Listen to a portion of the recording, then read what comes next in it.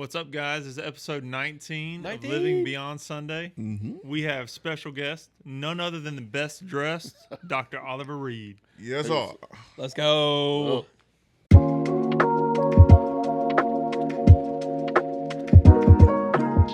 All right, we're back with Oliver's favorite segment.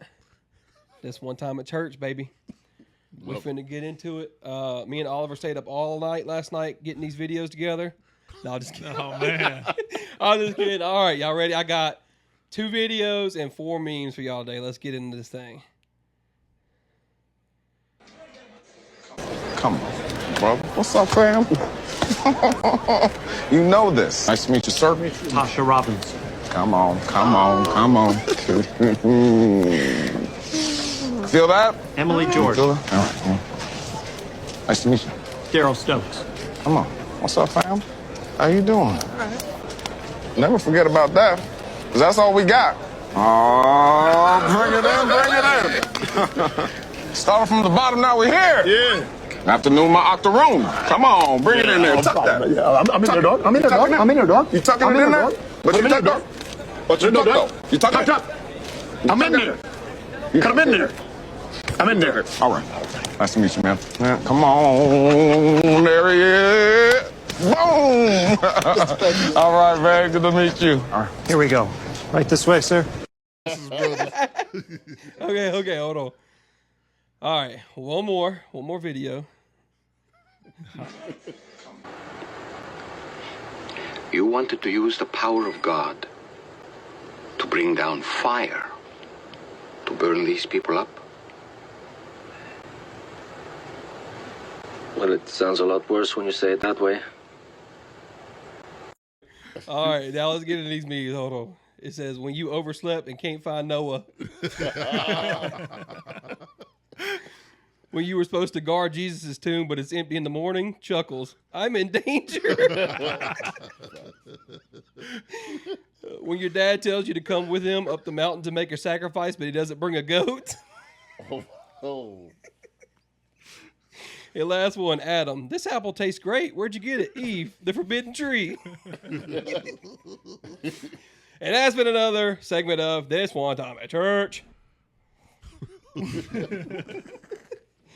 All right, guys. Hey, the one and only Dr. Oliver Reid.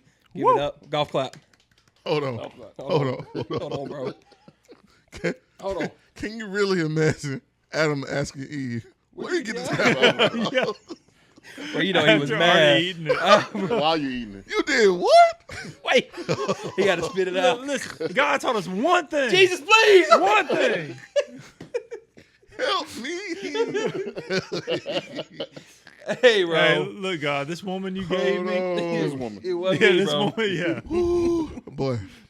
Oh, yeah. We're going to have to fade her up when we get into heaven. Oh, my goodness. Oh, Lord. Oh, that's funny stuff, man. All right. So, we are, again, with the one and only Dr. Oliver Reid. Yes, sir. Super excited to have you on, brother. I am so elated to be here. Man. You guys, man. So I just kind of want to tell everybody, like, kind of how we met. It's funny. Garrett, you can tell them how actually y'all met at the first Kings and Priests. Yeah, so 2 years ago, I was telling him I was straight out of my divorce, did not want to go to Kings and Priests. My dad basically forced me into his car, and he's like, hey, look, you're living with me now. You're going. We're going to church, baby. Yeah, that's it. So, and little did I know I'd really need that conference and then meet him. Me and him hit it off. We traded information, and then when we got back, just life happened. Life. And we didn't connect. So fast forward 2 years later, we all went to Kings and Priests together this past time. Once again, it was another last minute thing where we're like, okay, let's go. Let's do it. And we get there, we sat.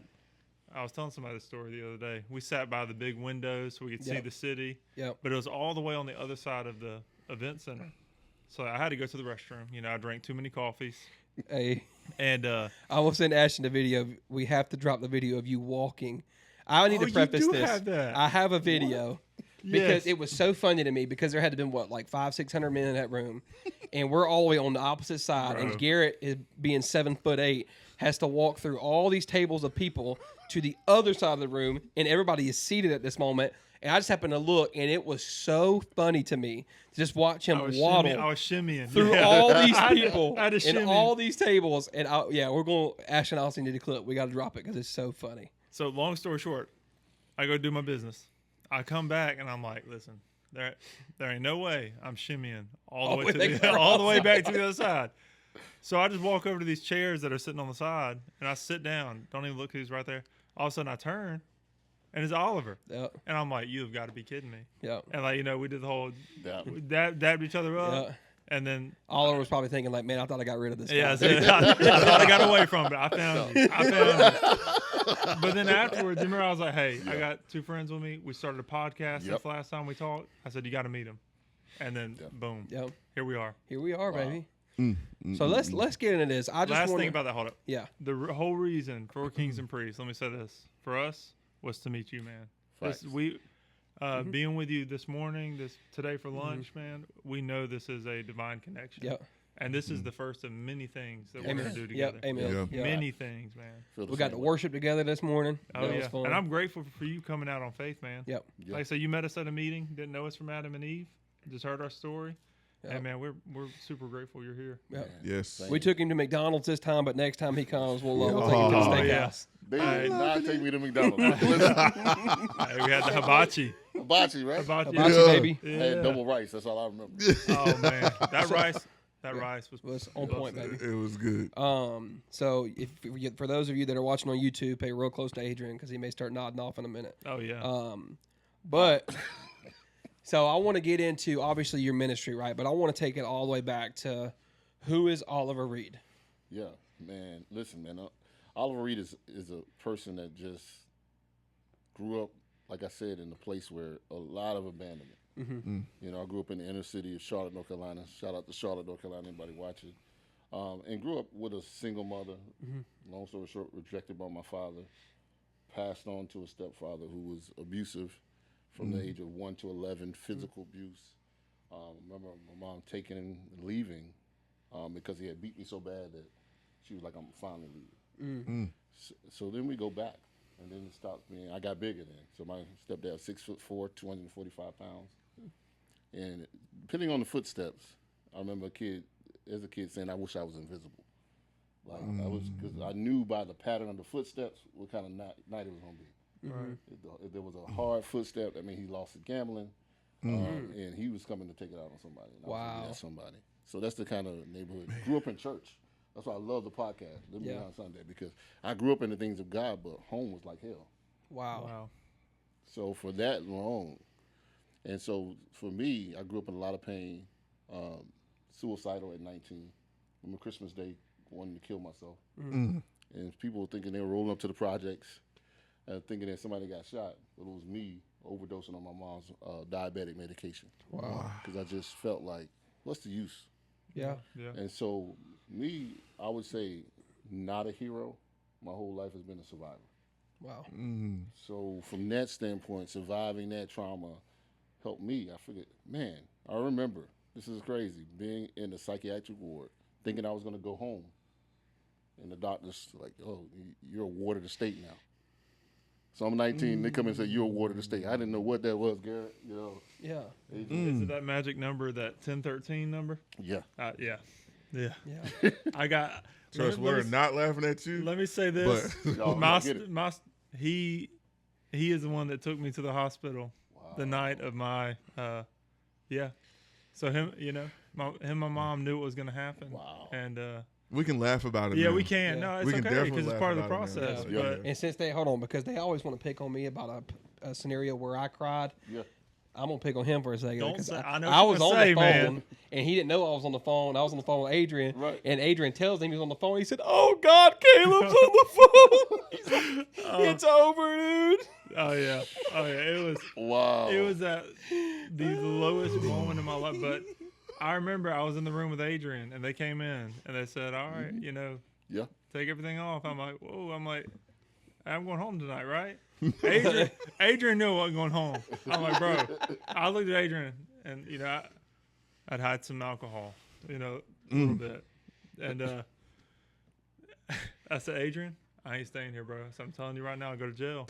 I said, "I'm not staying."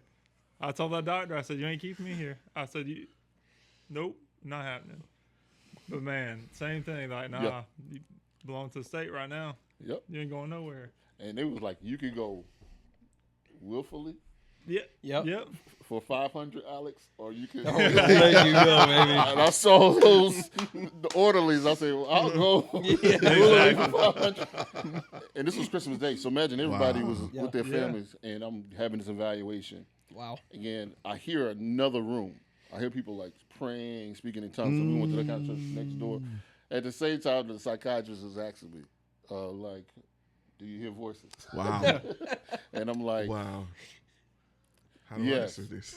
And then I answered it, but for no reason other than the grace of God, they let me go back home. And so from then, man, my whole life has been, there must have been a reason for the attacks that I made. Come on. Mm-hmm. Yeah. So my whole life now is giving back to men. We talked about it, Garrett, just giving back to men, guys, and really sharing my life instead of throwing away the trash. Taking it alongside and recycling. So that's what I've been doing all over the world and being able to help men Wow. and families. So there's one that you said something about just surviving, and I told you I did my research. So I went and watched this podcast you was on, and you said something that was so profound, and I kind of want to get you to elaborate this a little bit. You said you measure the depth of a man or a woman based on not what they've accomplished, but what they've survived. Yes. That's deep, dude. Yeah. Can you read that one more time? So he said, you measure the depth of a man or woman based on not what they've accomplished, but what they've survived. Man. Yes. It's powerful. That's deep, man. Man, survival. I think we live in a world where, even growing up, I wanted to be a superhero. Yeah. Everybody wants to be a superhero. Right. But I had to realize who rescues the hero. Who rescues the hero? And if you really watch Marvel or anything like that, it's like God be speaking to me through movies. You know who always, kind of rescues the superhero? It's the person that's human. Okay. You're right. Yeah. Yeah. You know, his boys might come later, but he or she, the superhero, is really dealing with a Achilles heel of some sort that they focus on that they can't get out themselves, and somebody has to rescue them. Wow. So surviving it is really from a standpoint of if I can just endure. T.D. Jakes said something that was really, really powerful one day. He said, you can't stop the storm, Come on. but you can outlive it. Ooh. So I always say, man, the rescue happens when you know you didn't bring yourself out. And as I was in worship today here, it was just like, man, just realizing that I didn't bring myself out. The moment you get to the point where you put your cape on, you are responsible for conquering the villain, saving everybody else. But I realized, man, the depth of a man is measured by what they survived. So if you are in a place and you don't survive, then you don't have hope for the next day. Man, dropping some wisdom, dude. So look at Christ, man. He went through death, conquered it. He just outlived it. Sometimes we don't have to say a word. You ain't got to post. You ain't got to tweet. The mere fact that the enemy still sees you lifting your hand. Come on. And if you can't lift your hands, man, just being present and being perfectly flawed. Perfectly flawed. Perfectly flawed. Yeah. Like you said. Wow. Like you said this morning too, man. Jesus was never looking for perfection. Yep. He was looking for a place to dwell. Yep. Present. Man, He was looking. Yeah. boy. Hey, Bishop was on it this morning, man. He was. So I just want to kind of talk about your ministry. So how did your ministry come about? Like what? I mean, obviously, because a lot of people going through what you went through probably would have went through with the suicide. Yeah. Would have made sure of it, right? Yeah. But God had a plan for your life, right? Obviously. Yep. Where was your aha? This is what I'm called to do moment. Yeah. I was talking, man, the other day, and I think I was just sharing something, and it was really, really real. I realized that, your attacks in life, they don't come on your graduation. The enemy attacks you at pre-K. Come on. Yeah. Because if you can grow up, going back to the survival thing, and I'll go back there real quick because I had to realize that something that we really don't really focus on. And you know, you have the debate in church: should you have a tattoo? Should you not? Yeah. And I always say that Christ still has scars. Mm-hmm. Yeah. Hey.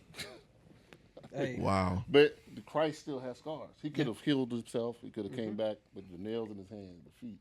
He has a permanent tattoo of what he survived. So my attack came. My mom was in the church, right? And a lot of people feel like they are safe being in the church. Mm-hmm. Well, we grew up in a church where spirit-filled, we spoke in tongues, we were at church every day from Monday it was always church. And I remember my mom had to work. So this is how I knew that was an assignment at 5 years old. And it's going to sound crazy, but I've been doing some research. I remember, when I say this to people, I remember being in my mother's womb. Mm. I thought I was crazy. Later on, prophetically, years later, a prophetess told me the encounter, but I thought I was crazy. Wow. Even in science, they have something called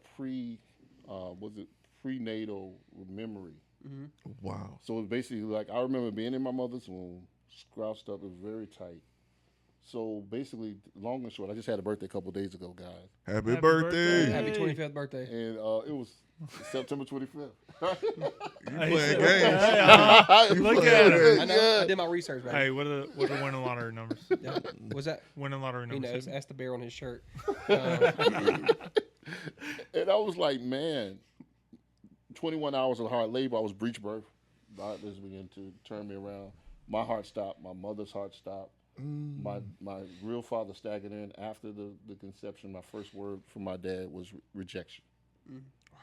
This is my child. He tried to talk my mother into being aborted. Going back to what I said earlier, your attack starts at preconception. Like before all of this stuff started happening, I go through this whole particular thing. I get to planet Earth. I come forth. At the age of 5, my mother had to work. She dropped me off at a babysitter who was in the church. Didn't know that the babysitter was actually a witch. Wow. Oh gosh.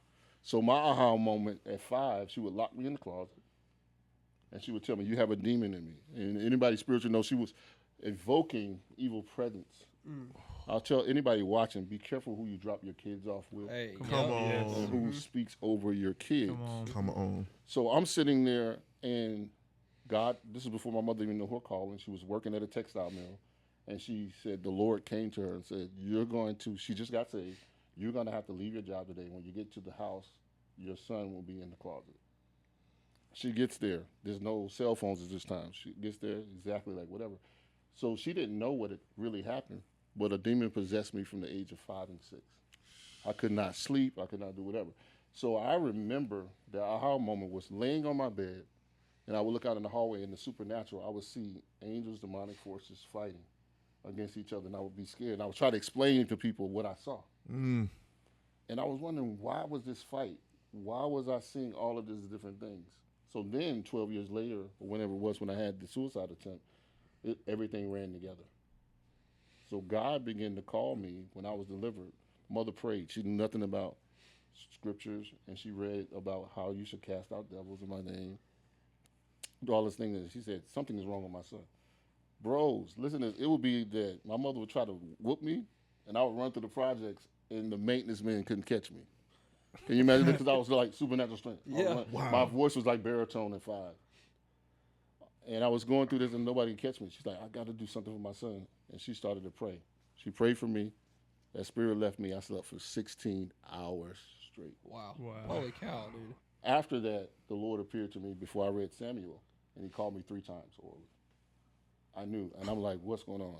And I came to her, and she said, the third time, ask God, and God began to show me about my future. At 5 years old, I got saved at 5 years old, started to kind of minister to people.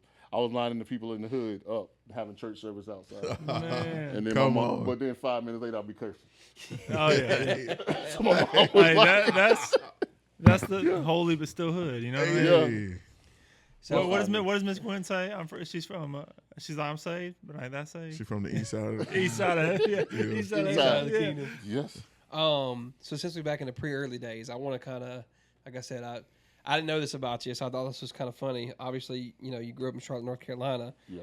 but you kind of started out in that rap game Yeah. known as Mystery. Mystery. Uh-huh. Yeah. So let's talk about that, Mystery. Yeah, I was always writing. So right now, my profession, I write. But I was always writing, man. 80s and 90s, hip hop hit the scene, and I had this rap group, man. It was called Truly Unknown. Okay. And I was like, I wanted to be a deep guy, right? So I was like, what's going to be my rap name? I was like, I got to have something ill. You know, back then you got to have something powerful. And to me, I was like, man, mystery. My life is a mystery. Mm-hmm. I don't know how I'm still surviving this. Yeah. And so God gave me that name, even then, mystery. And I actually started rapping, man. We were serious, man. We were like 13, 14 years old going to the studio. Wow. Who were your main musical influences then? Man, to the day, man, it was Nas. Okay. Nas was my musical influence. I wanted to kind of be like We'll him. show you who that is, Adrian. Yeah. Later. We'll show you that. We'll bring it up, right? Bro. Y'all gonna leave me alone? Adrian ain't saying nothing. Y'all leave me alone. He didn't over over there. the bear too, bro. He's mad. Bro, come That on, bear man. breathe, dude. Come on. Come on. So, man, all of the 90s rappers, man, there was just so many people that was like influencing. But I always wanted to bring a message that was out without the cursing, without all the crazy stuff. Yeah. And so I kind of really entrenched myself and kind of used that as therapy to kind of write about what I was going through. Okay. Yep. So how did that lead? How did you get out of that and realize, man, books is where it's at for me? How many books have you written so far? I had 3 coming out this year, so probably around like 56 books. Holy cow! You said you try to write at least 3 a year. 3 a year. Since 2010, which was my first book, I read 3 books a year, and sometimes it's been 6 years. Last year 6 that came out. So let me ask. So obviously, writing 3 books a year. Most people don't write 1 book in their life. Mm-hmm. Number 1, huge accomplishment. Yeah. Number 2, how do you find I would say the creativity, and then the ideas to create something that new and with that much quantity? 53 books is That's wild. That's a lot. Yeah. a ton of books. Yeah. It's been really the content. Like if people say, "Why do you write so much?" Because of what I've been through. Come on. Yeah. It's almost like that. There's content all around you, and so I usually that's the recycle moment. Whatever I've been through, I used to hide it, conceal it. Yeah. And then I realized, man, people see it anyway. It comes out of another thing. So let me really help somebody else. So it's almost like, man, I see content. I'm still healing. Like I write books because of what I'm going through. Yeah. Yeah. And what I've been through and what I want people to see, because social media, man, people see all the highlight reels. Yeah. Mm-hmm. Yeah. People don't know, man, what you guys are doing, building this podcast, building this thing that's global. People think it's easy until you have to show them, like, listen, this is my stripes, this is my scars. Yep. Right. So I really show my scars because it's so important for people to see the other side. I always say the behind the scenes, the butt behind you, what is it? And so that's how I'm able to write those books. But then I'm also compelled and called to be able to do it, like the grace to do it. I always say pain doesn't owe you a pity party. Come on. It Amen. doesn't owe you a pity party. But in the place of that pain, you got to plant a seed. So if I write 3 books a year, man, people don't understand. It took me 30 years to even be able to look at myself in the mirror to be like, I'm worthy enough to write the book. Come on. That's crazy. Wow. And can you talk about, you said something really profound earlier about the correlation, with the Bible and with how you got into books and how men. Yeah. I'm gonna let you finish that. Yeah. I had the saying, man, I have a sweatshirt, I have merch on it that says, even God had a book. Wow. If you really think about that, what's your excuse? Man, even God had a book. That's Even God had a book. The #1 anthology in the world, which is a collection of stories, best-selling book in the world is what? The Bible. Wow. Bible, yeah. If the Bible was written by murderers, thieves, Come on, man. people that rob, fornicators, lusters, listen to this, liars, why wouldn't we have a book if God saw fit for to write 66 books, the #1 top-selling ghostwriter in the world? Now, if you know music and if we talk about ghostwriters, When he said that in the car, I lost it. That's wild. God, #1 ghostwriter in the world. That's Holy crazy. Ghost wrote the book. Timothy talked about them. All scriptures. Garrett teaches so you can break it down. All Hey. scriptures. Man. It's God breathed. All scriptures. Isn't that 2 Timothy 3:16? All scriptures, That's good. which are Wow. books. And then he told the children of Israel this: let this book of the law not depart from your mouth. Teach it to your children's children. Then it talks about, again, we have written epistles. So I feel like every man, especially, should have a book, should have a creed, should have a seal of their own legacy. Why? I always tell my children now, like, in 100 years, I'll be gone. Right. Their children will die out. And then somebody might say, well, what was your great-great-great-grandfather like? Right? Go read And a it book. depending on if they like me or not, if I left them anything or not, Yeah. they might say he was a jerk, Yeah. But I am determined to write my own story while I'm alive. Come on. Check this out, fellas. Then people skim over the highlights when I die. Man. What if they didn't write about Job or David, our guy? And you feeling like, man, I can't get out of this bed. When you flip it, you start to flip through and you're like, hold on, somebody before Christ went through what I'm facing in 2025. Come on. Somebody's going, what we're doing here is so digital and so profound. People will pick up this podcast thousands of years later when it's on holograms, and they'll still have the same or even more potency because we recorded it. So what we need to do as a man, I don't care what you feel like, before you leave this earth, you should document your story. Yeah. Wow. And how do you feel the easiest way for men to do that in 2025 is? Man, I feel like it's jumping on the podcast. Yeah. Yeah. It's actually getting on. We got Zoom, we got AI, we got so many different tools to even interview you, talking to somebody, Yeah. getting it raw. Because what I realized that I teach people too that don't just write a book, become the book you want to write. Yeah. Jesus said, "Hey, I'm the way, I'm the book." And so many people a lot of times won't go to church, but they'll flick on this podcast. Correct. Yep. Yep. You got it. Yeah. Very true. So let me ask you, because that was a good question. It kind of led me to want to ask you this, especially like in 2025. Like we have a society where the men feel like it's weak to speak. Yeah. You know, I can't tell you about my feelings because I don't want somebody to call me a sissy. Yeah. Right. I don't want you to know that I cry Yeah. 3 or 4 times a week, right? Yeah. Because I'm really struggling, or in my truck driving on the road. So what would you say to that man who's like, man, I get what you're saying, Oliver, but Yeah. I don't want people to look at me as lesser than because I'm tough, I'm strong, right? But how would you combat that question? Man, I wrote a series of books called Manhandle. Manhandled. When you think about the word manhandle, we often will drift to see what a man does to a woman. Like that man is jerking that woman around. He manhandles. Yeah. But men have been manhandled for so long Man. that Right. they are actually in a prison of words. Wow. Looks is powerful. I want to find, guys, the person that wrote this nursery rhyme that says, "Sticks and stones may break my bones. Yeah, but words don't hurt me. Words don't only hurt you, they capture and produce a code, and it produces the way you even communicate." Can you imagine that? God said, we are the epitome, guys, of when God took a selfie. Think about it. I'm going to let that just sit there. When God Take a said, selfie? I want to show you what I look like. He created Man, man. come on, Let bro. us He's make the man. epitome of Come God. It's like on. God said, here's the selfie, here's Adam. But this is the powerful thing. Before he formed him, he spoke in a word.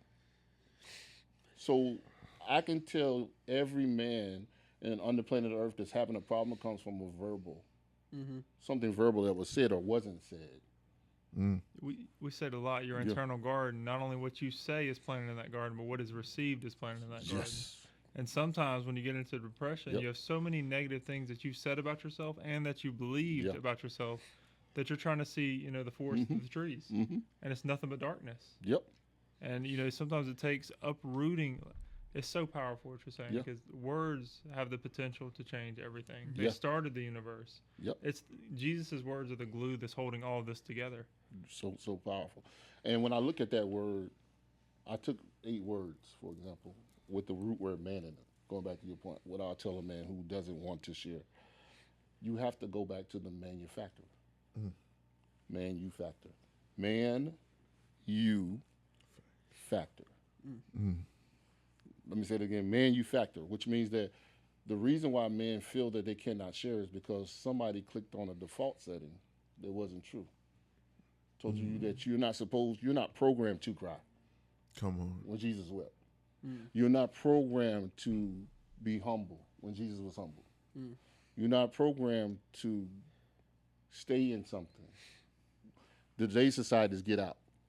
If it don't work, get out of it. Endurance. So I always say, I don't know what kind of cars you drive, guys, but there's certain things you can get a shade tree mechanic to fix. Yeah. But there's certain things that happen in the structural part of the thing where you got to go back to the manufacturer. So when I go back to the manufacturer, I realize that I have a ability to tap in with the person who, when he started to say, what do I look like? He pulled up Garrett. Come on. You want to see what God looks like? It's the set. Yeah, come on. But men don't feel like vulnerability is needed. But vulnerability is needed, man, because at the end of the day, there's no miracle in the earth that doesn't come through a man. We have God, but if you want to pay your bills, you're getting some money from somewhere. Come on. We said it last episode. Press down, shaking Shaking together, together. running Yes. over shall. Men. Pour Give into it to your bosom. Bosom. Yeah. And it goes back to the reason why men don't cry, because they never saw their father do it. Yeah. powerful. Yeah. Look at what Jesus said. I come to do what the Father is doing. Yep. Yes. So a lot of times, I tell men all the time, the greatest thing you can give your kid is to open up your cape and say, hey, listen, here's the scar. Daddy's sorry. This is how a real man cries. I know you see the warrior, I'm paying the bills, but when was the last time you cried in front of your children? When was the last time you hugged them for no reason? Yeah. When was the last time you sat down and listened to them? And I think because not only are you doing it for you, you're setting the prototype. Wow. Because what the enemy done with Adam, we talk about even in the mean, when he ate of the fruit, can I break that down? Come on. When Adam ate of the fruit, Adam and Eve was never supposed to be providing Adam with anything. So what happened, there was a paradigm shift. She provided fruit. He began to receive. She began to be provider. He began to be receptor. Wow. Now, even today, it's meet me 50-50. Yeah. Where did that come from? Hey. Meet me 75 to 30. Where did that come from? Yeah. Because now we're in a place of entitlement that she should be providing. So what Adam should have did was, no, you're speaking illegally because I've already been given a set of instruction. But he takes it, eats it, and look at what happened. This is the craziest thing. They died. They died to the fact of a sovereign God. What I mean by that is that when they did this, their eyes were open. And they realized something we were talking about earlier. They realized that they were naked. Come on. They Come became aware of themselves. Yes. Yeah. Our biggest problem is men now. Now we're aware of ourselves. Wow. Wow. So it's on me. If I got to grind, I got to get it out of the mud. Nobody. If I don't do it, who gonna do it? Who told you that? You are the epitome of when God took a selfie. You are a sovereign son. Come on. What are you doing next weekend? We're gonna get you back on. Yeah, right. Hey, Right. hey, we've been looking for a fourth, man. Bro, like, Yeah. golly, goodness. that's man. God, that's deep, bro. Man, so golly, that just Adrian, what you got? Adrian was about That to just ask took something. me. I'm letting that sit for a minute. Yeah, like oh gosh, that was that's powerful, man.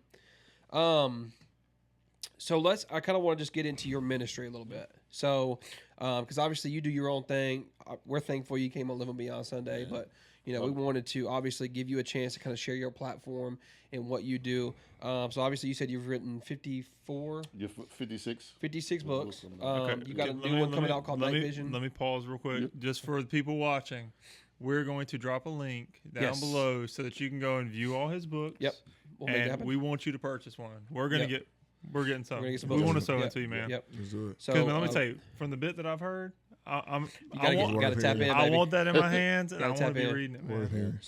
So you got Night Vision coming out, but you got one that dropped on your birthday. Yeah. Called A Book in Your Head is Still Not a Book. Yeah.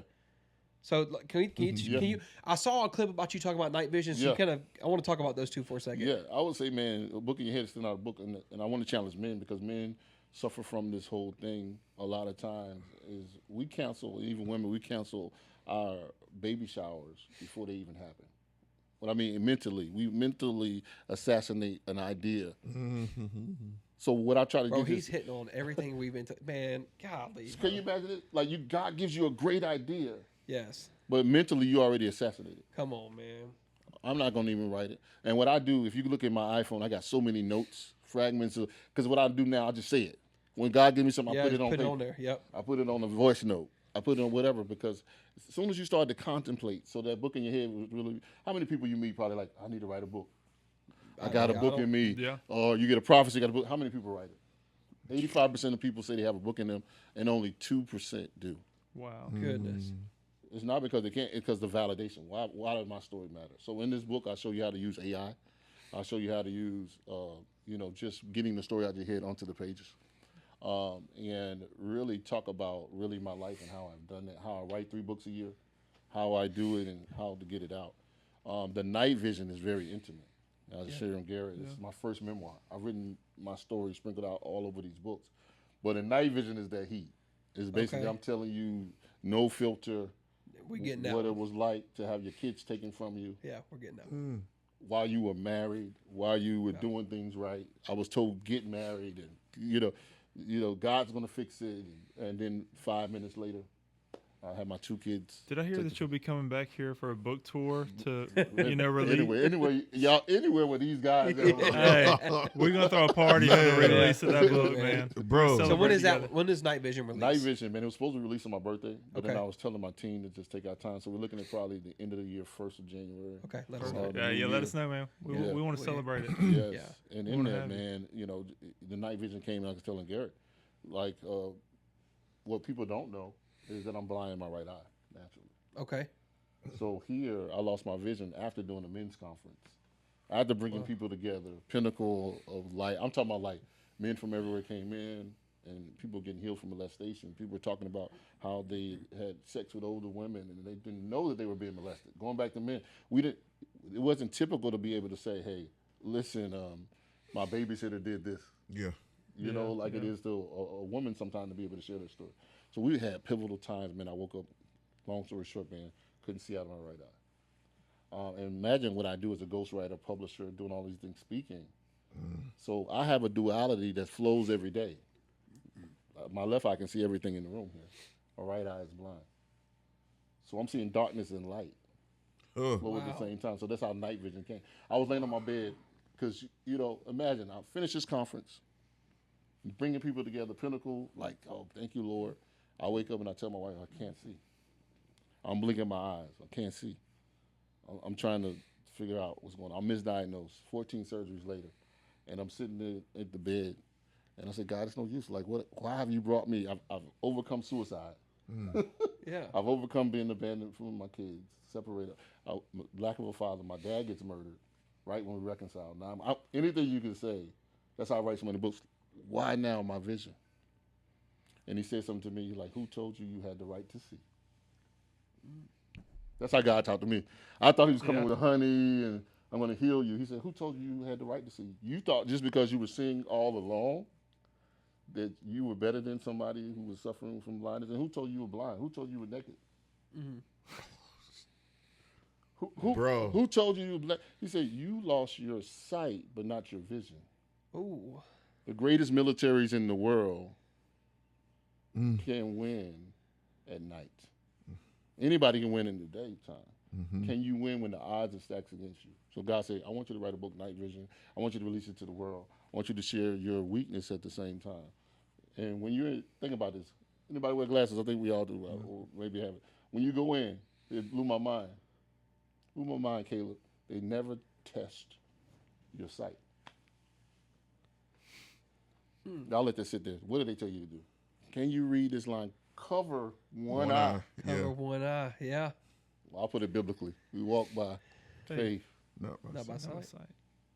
When he said that, I said, "Oh my goodness!" And I'm going to heal. You're already healed. See the thing we hear tell me, you're not broken. We got to quit fixing people. You're not broken. What happened is when they ate of the fruit, we're still in that same thing. They realized something was wrong with them. Their eyes were open. Can you imagine their eyes never had to be open before because it was the epitome of when God took a selfie. But what Satan did, he came in Now let's talk about relationships. I don't know why I'm going this way. Hey, But go relationships ahead. are so powerful. Your biggest fight in relationships will always be the inside of you. Let me break that down. We fight the enemy too much when we're really fighting the inner me. Ooh, So true. man. Yes. So true. Ooh. The inner you is where the fight is. So look at what the devil does. He's been doing the same trick. I can't destroy Adam outside of Adam. I have to have Adam fight himself. Eve is Adam. Two shall become one. So what? Oh, Satan's like, okay. What I'm going to do is infect Her. her Come on. to ruin him, which is one. Look at this. But I'm also going to inject the thing God hates into the thing he loves. That's what the battle's about. Every day God loves you, but then he sees the thing he hates. Can you imagine? So Satan just he don't bite the fruit for them. He entices woman, which is the womb of the man. The womb of the man to go against the man. So then the blame games happens. God comes back and said, Adam, where are you? That boy was hiding, boy. He's scared, boy. Ooh, scared. Oliver, Garrett, Adrian, Caleb, where are you? Look at what he does. So women get excited. See, the man, listen. No, he was calling them as a single unit. He was calling both of them as one. Adam. Because when I'm talking to you, I'm talking to her. Wow. What does he do, guys? We'll wrap that up. He blames displacement. We live in a world of displacement. The woman you gave me. Yeah. Yeah. Wow. The family you gave me, God. If you gave me a better family, God, if I had a better dad. For years, man, I get emotional because I used to do that. Man, God, if you just gave me a better dad. I feel that. A dad that would have not threw me away. And God says, who told you were naked? You are the epitome of when I took a selfie. The manufacturer has already programmed you to be behind enemy lines. Me, I was dropped. Can you imagine this? Dropped into a person that would abuse me. He beat me, but he couldn't beat out the promise. Because before the foundation of the earth, even when I wanted to self-destruct, guys, you know what that is, that 10-13, I wanted to self-destruct, and God, I couldn't even kill myself. Because he knew I got to be on this podcast today to talk to these guys, to be a part of people. So the thing about it was, my ministry is for the broken. If you ain't been through that, we can rock a little bit.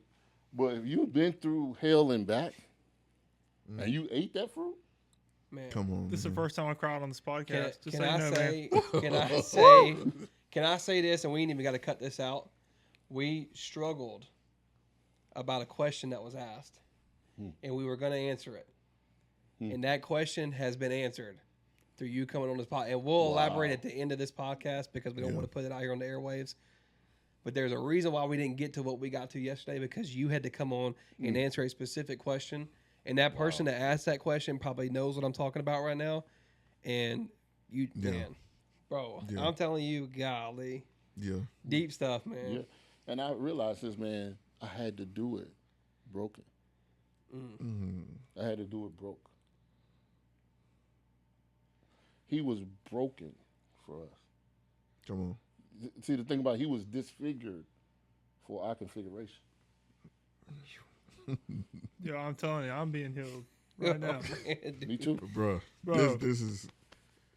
Hey, I'm gonna say this now. If we keep going, we just gonna chop this up and turn it into 2 episodes if we got to. Bro, Because this can't stop. Man. This right here cannot This stop. was a divine appointment. Guaranteed. Divine, golly, man. And the Holy Spirit is in this Bro. room. Yes. Y'all need some tissues, bro. Yeah, bro. Y'all listeners out there, y'all need some tissues because we need some. Bro. Continue on, Prophet. Continue Oh on. my Please. goodness, Oliver. Goodness. Man. I tend to deal with more spiritual side of things. Let me ask you this question. I too The same experience that you said you had about hearing God's voice call you, call your name, and your mother telling you to go and ask him, talk to him. That was me most of my childhood, except he would always call my name. I would be in someone's house, and whoever's house I was in would be the voice that I would hear calling my name.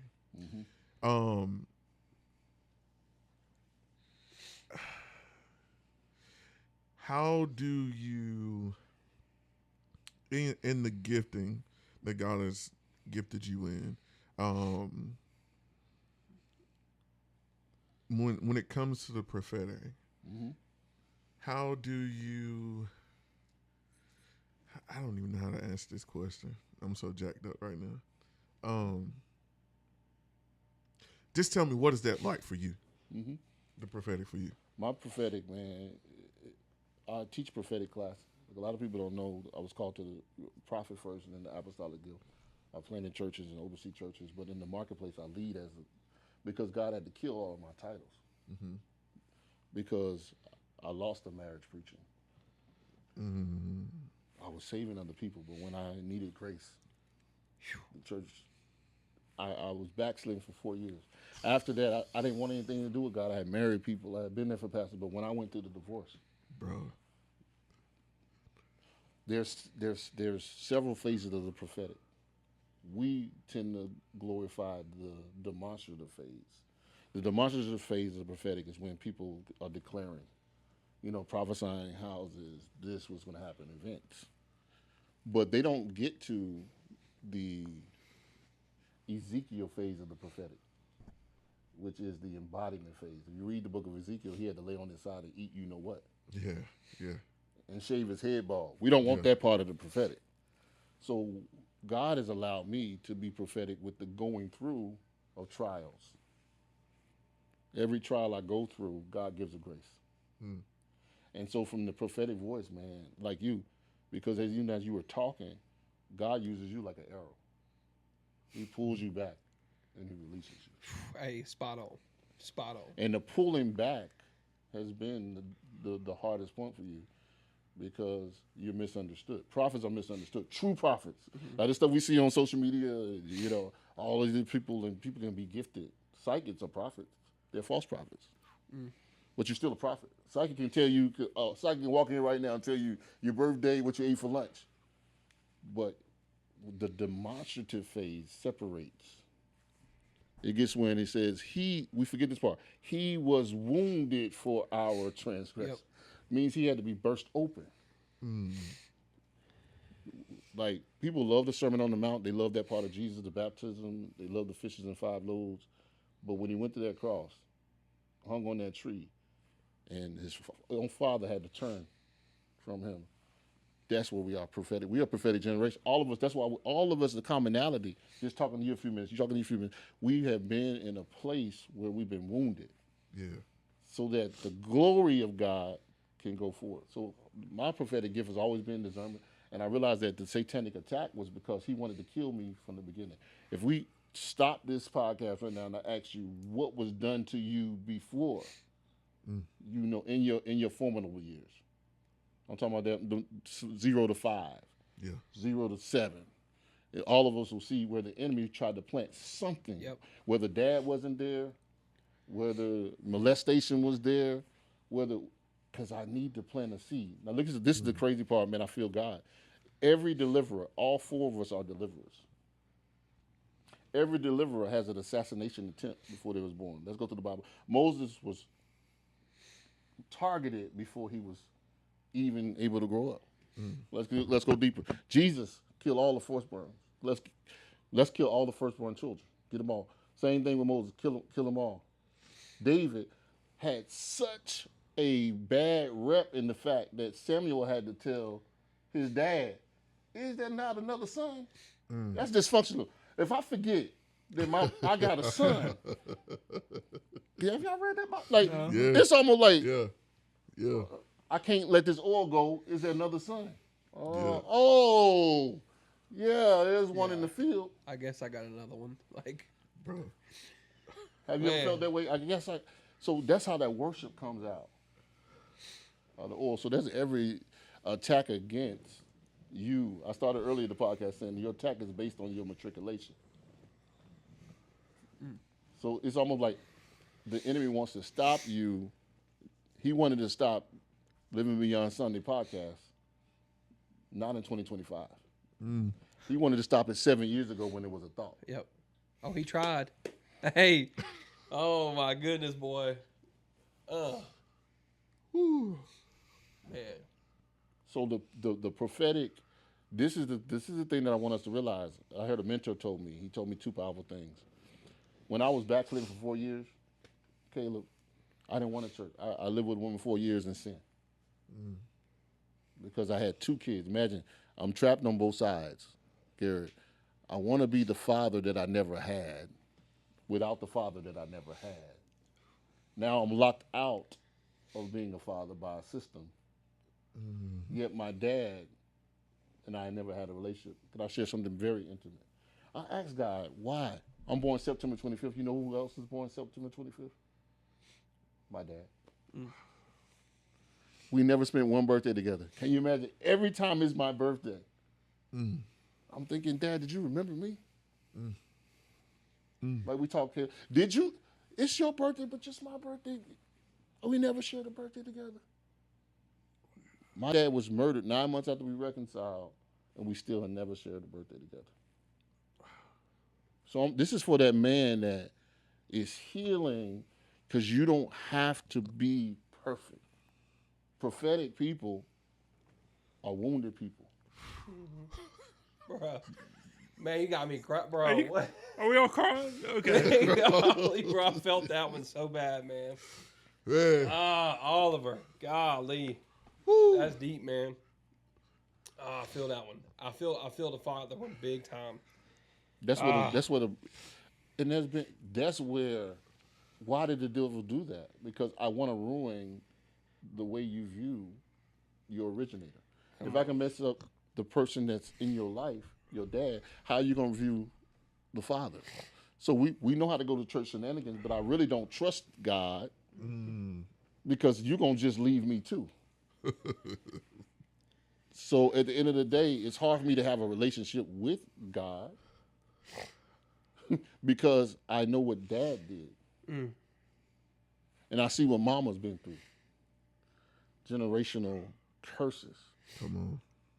So at the end of the day, man, one of the things my mentor told me one time, he says, you can always tell how deep your right season in your life, by how wide your left was. Now that was really deep. I had to say that, let y'all think about it. Left out. Left off. Weird. Think about the words. Rejected. Bound by addiction. And then we started to self-medicate. Why do so many men watch porn? Because I don't have to commit to it. It doesn't ask me for a return. I press a button and I get the highlight reel. Why are so many men addicted to sports? Right now it's Sunday, if I told people to turn off the game and watch this podcast, how many men could do it?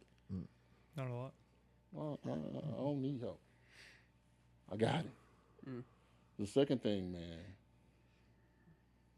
is this is what shook me, Garrett. I was in my bed at fornication. I hadn't been to church 4 years. I was a pastor. I gave up the church 4 years. And I thought, my mentor said something to me. He said, listen, man.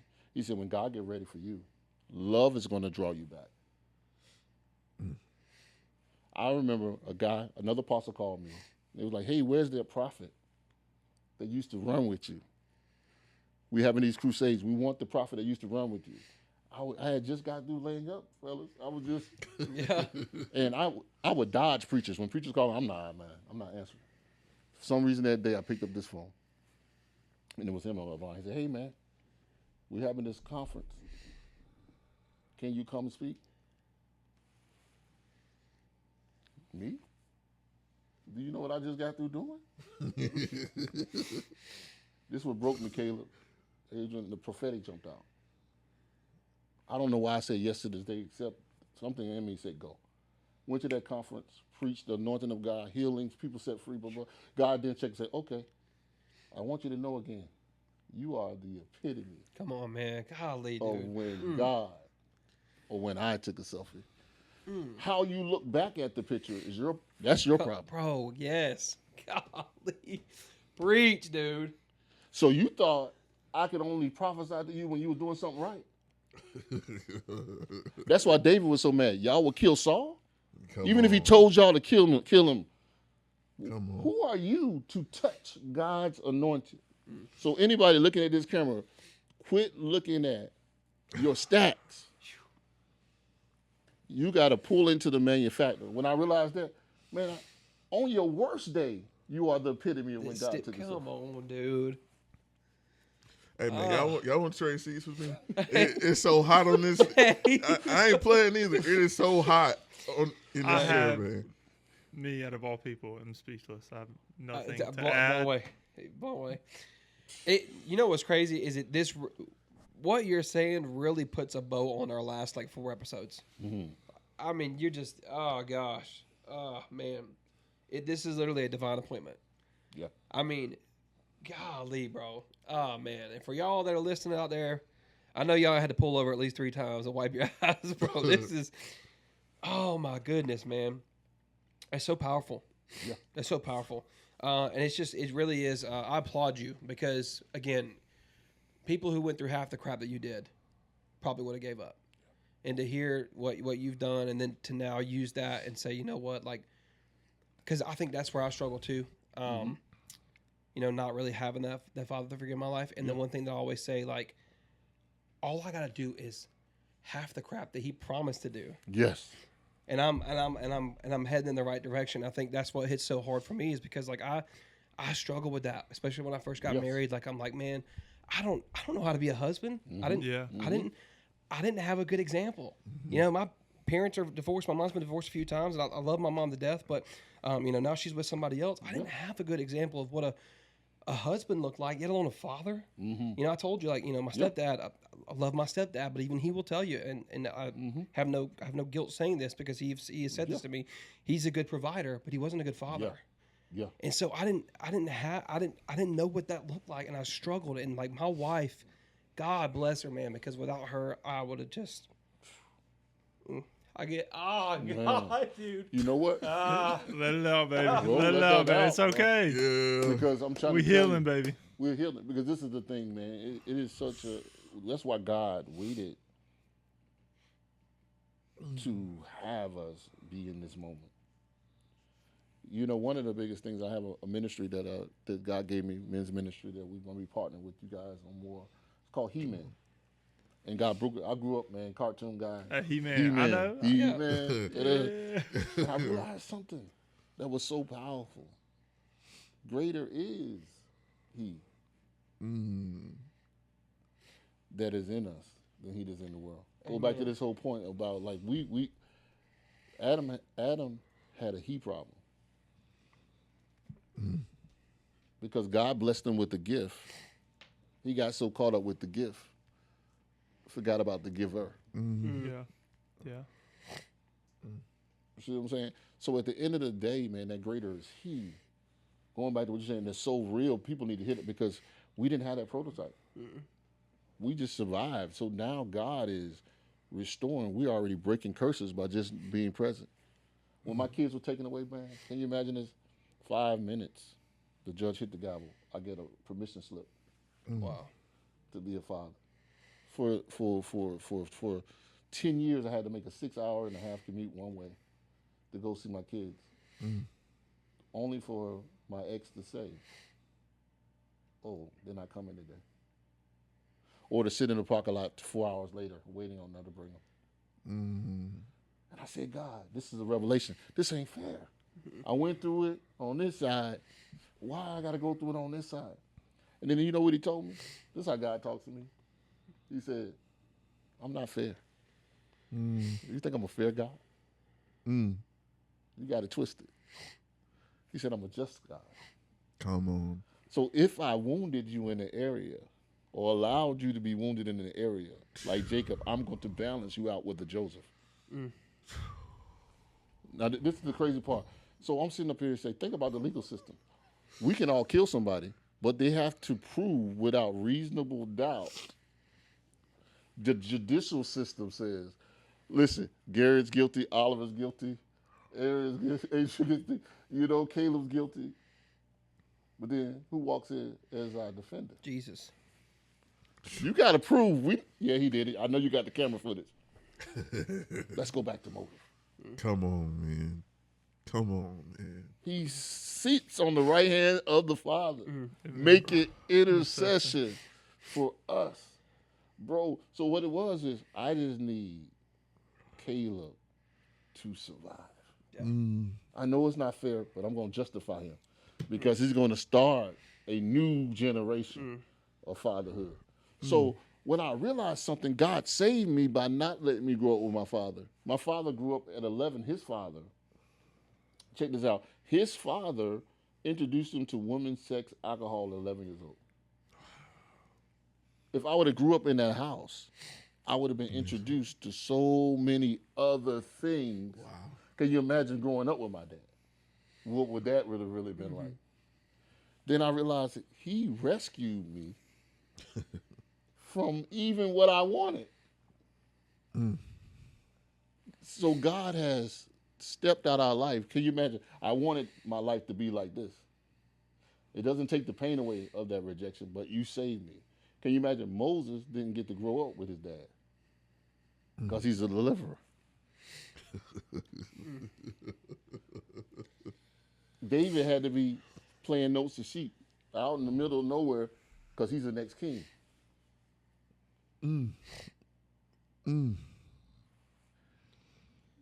Your life is filled with cars and trucks, right? We see it on the highway. They both get you to point A to point B, but everybody has a different towing capacity. Come on, bro. So your towing capacity is, I'm going to become the man that I never saw. Come on. You can say that to your son. I'm going to become the father that I never saw. I'm going to become the prophet of a generation. Man, I see you, bro. God about to really, I see an arrow. Prophesy, dude. Come on. He's pulling you back, bro. There's some things you missed that God is pulling you back to. But you're restored. I don't even know your family, but all of us, the commonality, we're restorers to our entire bloodline. All four of us are restorers to our entire bloodline. This is the year of the second son. Let me tell you, I got to give this revelation. Come on. Come on. Come on. I got to give this revelation. Let's go back to Jacob. Remember Jacob was tricking? He was doing that. Yeah. Jacob's ladder. He falls asleep on the rock. He's going through this whole stuff. This is a powerful thing, though. If you look at Genesis, it says, Jacob, because you have prevailed. Now, how did Jacob prevail against God? He holds the angel to daybreak. He's wrestling with the angel, and he wins. How do you win against God unless God is fighting on both sides? Empowering you in the trial to get the victory. At the same time, Esau is coming. He's scared because he tricked his brother, right? Remember, for the birthright. He took his stuff from. But then I had to go back. God said, look deeper. That's not really, if you read the Bible, it's deeper than that. The Bible says that Rebekah had two nations inside of her fighting.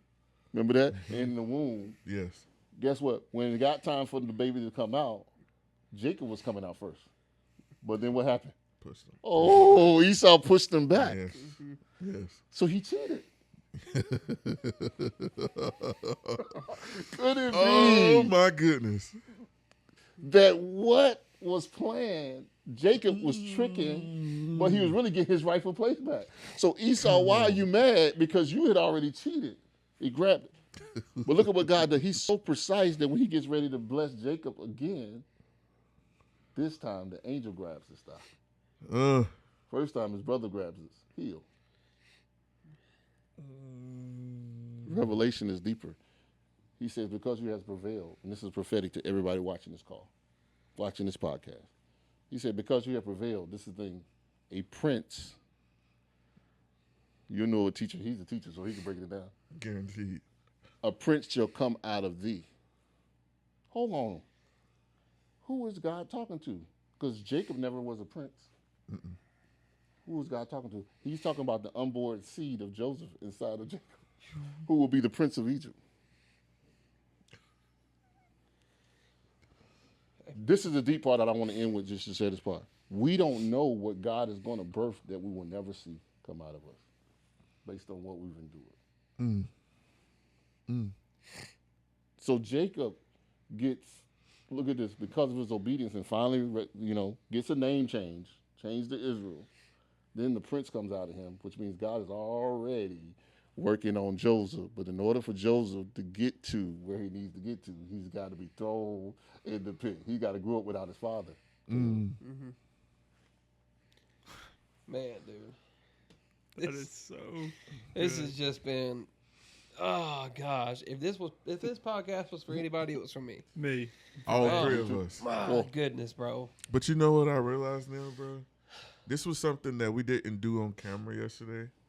But as we were preparing yesterday, Caleb was sharing a video that everyone will get a chance to see on October the 5th. He shares a video.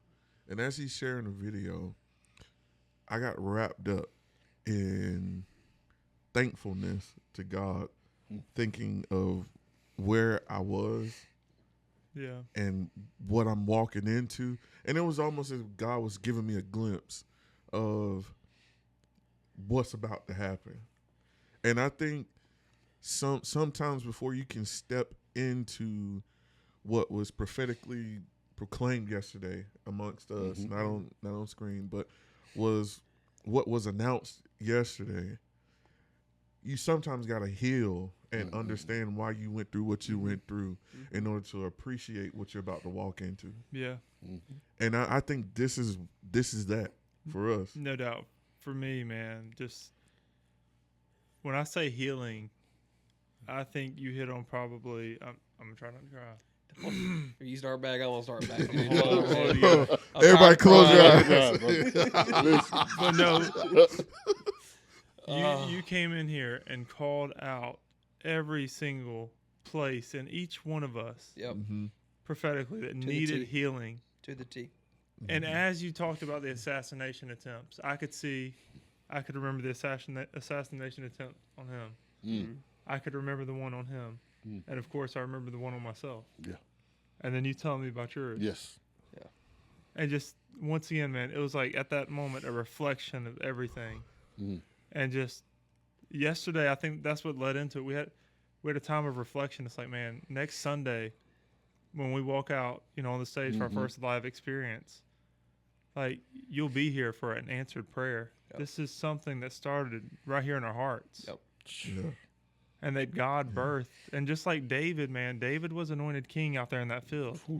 But I believe it was 31 kingdoms that he had to overthrow before he actually ever took a throne. Wow. And see, man, we've taken on our 31 kingdoms, man. And I remembered every single battle. Yep. In one moment. Yep. And just, man, the healing. Thank you for being obedient. Yep. Definitely. Y'all, man. Because the healing that has been brought forth through you, man, I don't even think you understand the depth of it. We don't understand the depth of it right now because we're still in the haze. Yeah. But, man, I love you, and I'm thankful for you, bro. Love you too, So man. thankful for you, man. We're family, man, for life. Bro. Oh, yeah. And we say it all the time. I mean, we had this idea 7 years ago, and just had we started it then, this wouldn't have happened. God knew that we needed you. Like, we needed you to come here today and say what you said to help mend some things that we still had broken. Because as men, I'm guilty of it. Like, we carry a lot. Yeah. I got to be tough, man. Yeah. I got to go get it. Yeah. I'm cut from a different fabric. I got to pay these bills. By the grace of God, my wife doesn't work. I do it all, man. Yeah. And so you feel this heaviness, man. And just for you to come here and say some of the things that you did, so deep. It's been healing for me. Because, just man, fellowshipping, man, where you guys have taken care of me today. Being in a place where I am not in a strange land. Yeah. You said something just now, Caleb, that most men scream with their mouth closed. Come on. Yep. And this is what this is going to be, man. And God just wants you guys to know. I'm just a representation of his will, purpose. I'm just an instrument to say that you're on the right track. Amen. That this podcast is like no other. Like people are going to be healed sitting on this set. Come on, dude. The glory going. I just want y'all to know, just keep being out of the box. Don't let anybody create a box. Amen. For you, when you're at 1 million views and 600 million views, Hey, still be at that place where you are hearing the voice of God. And then you just talk about that balance. Like God is giving you the prophet. He's giving you, you know what I mean, the teacher. He's giving you The evangelist. Yeah. You know, I'm standing as an apostle. Yes. Yeah. So what's happening? It's a fivefold ministry going on. So when you fan the flames of what God is doing in your life, it is so important. And I started to really adjust that it was good. That's how Joseph could say it was good that I was afflicted. Come on. Because living beyond Sunday wouldn't have happened. Yeah. It was good. You know, Paul said it was good that I'm chained up. Yeah. Because then now the gospel is spreading. You know, and that is what's so powerful about what this moment means. Going back to what I said earlier, what we just did can be written. It can be reproduced. It can go into Spanish. It can go into different languages. But if we didn't live it, we couldn't say it. We are living proof, man, and people just need to hear it, bro. Yeah. Yeah. Yeah. Yeah. I'm thankful for you, man. Bro. Wow.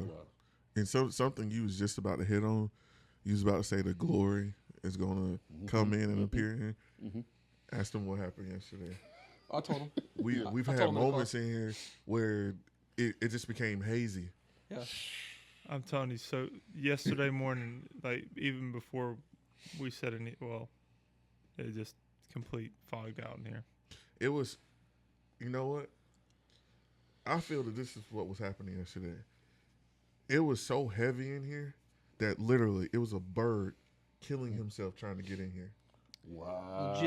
That legitimately happened. It was a bird at the door literally killing himself trying to get into the building to us. I'm talking about blood going down the door Yes. and still trying to get in. Yeah. Yes. That bird knew there were sons in here. That's it. Something was, man. Sovereign sons.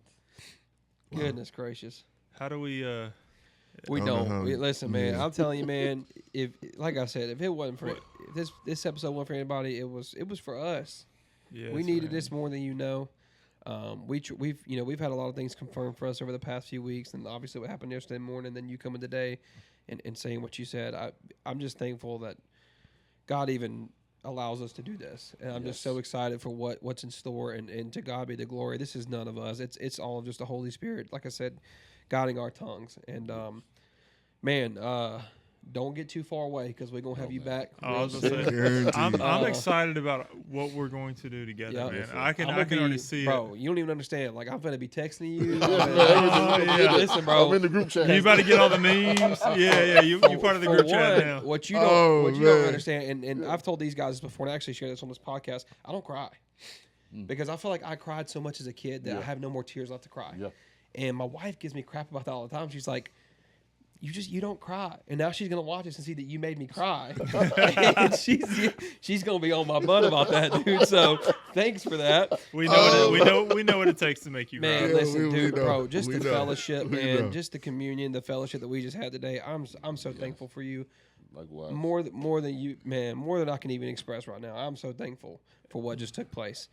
And, for our listeners, can you give them your website? Yeah. Yes. And what we're gonna And do is Ashley's we're gonna gonna tag all this in there. we're gonna We'll- drop yeah. socials. We're gonna drop website. But what is a main website that you'd have our listeners go Yeah, to? just go to www. I am a solution consulting firm.com and all of my links. Okay, hold on, social media. slow it down because Yep. some people are dummies like me. Yeah. I am A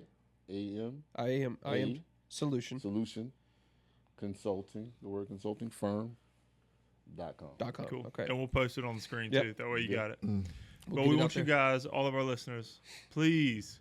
I'm telling you, I'm going to buy something after this. I am too, but when Night Vision comes out, Yes. you better let us know. Yes. We Working we on want to have you here. Yeah. We want you to bring a bunch of books. We want to Yeah.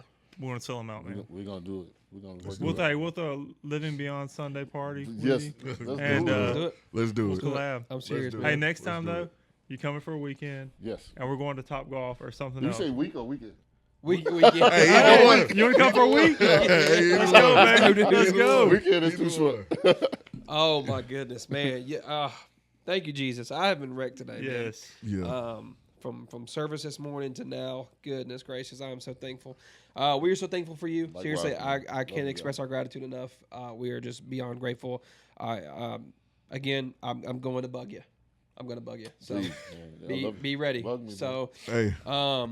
episode 19, man, I just can't Wait. believe it's here. Yeah, that happened. That happened. Oh gosh. Okay. Well, it's hard to. It is seriously so hard to just cut that off. But Wait, we almost forgot. Next week. next week the live will be out.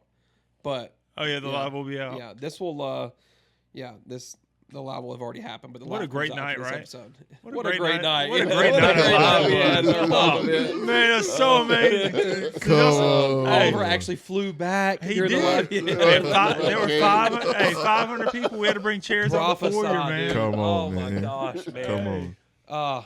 Any closing thoughts? Anybody else? No, I'm just gonna tell you again, man. I love you. I'm Love you thankful too, Yeah, for I love you, man. I'm God, so glad. I'm so glad that even though we missed it the first time, God brought us back together. That's it. God knew we Man. needed this. He I'll tell knew you, we needed it, man. Y'all couldn't conversate at that time because we needed this. Yes. But I needed to at least know him. Yep. Yep. That's Bro. We needed this. Yep. Bro. the seed had to be Yes. planted. And I was not you even had to gonna water comment. that I was thing, like, baby. And then on top of that, bro, for this man to literally be sitting on my Facebook page That's still wild. for a Yeah. year I and a don't even- half without us ever communicating. We never communicated. I don't even remember adding him to my page. Because you're a creep, dude. Stop Bro, stalking pages. come on. Back to the Come on. foolishness. We be Wait, crying now. Come on. Hey, living beyond Sunday, we are back, baby. Come We are on. back. Only Caleb. I'm just man. kidding, Only Susie. Caleb. He's not a creep. But no, seriously though, man, this definitely shows something that was divine. It is. Oh, God's Something hand is that- all on Amen. us, man. Yeah, man. Oh, it's dude. it's almost like Paul having that Damascus Road intervention, and it's other things that we'll talk about off camera. But I'm truly thankful for you, man. I love you, man, and Love you I too, can't wait to have you back on. But before you go, one last question. Yep. Who's your favorite?